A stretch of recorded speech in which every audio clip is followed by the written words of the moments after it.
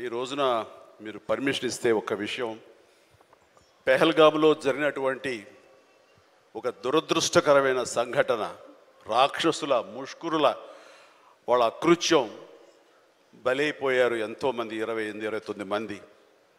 ఈ సందర్భంలో మన రాష్ట్రం నుంచి ఒక 2 యువకులు వాళ్ళకి బలైపోయారు.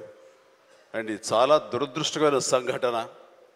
అలాంటి బాడీని ఆయన రిసీవ్ చేసుకుని వారి కుటుంబాన్ని పరామర్శిస్తున్నారు. మరో పక్కన ఇక్కడ తెనాలి అనుకుంటా, ఐ హోప్ పవన్ కళ్యాణ్ కావలి వెళ్ళి పవన్ కళ్యాణ్ వెళ్ళి వాళ్ళని పరామర్శిస్తూ వాళ్ళకి మానసిక స్థైర్యాన్ని, ధైర్యాన్ని ఇవ్వడం కోసం తమ వంతు కృషి చేస్తున్నారు.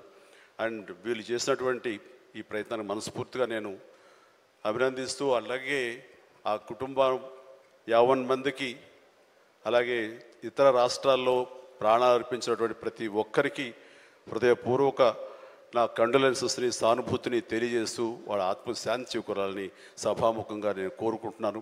ఇది సందర్భం కాదు తెలియదు, కానీ మనసు కలిచివేస్తుంది. ఇలా మీతో షేర్ చేసుకుంటే కొంచెం ఊరట లభిస్తుందని వారి సమక్షంలో నేను తెలియజేసుకుంటున్నాను. నేను రావటానికి ముందు మీరు ఏమైనా సంతాపాన్ని తెలిపారమ్మా?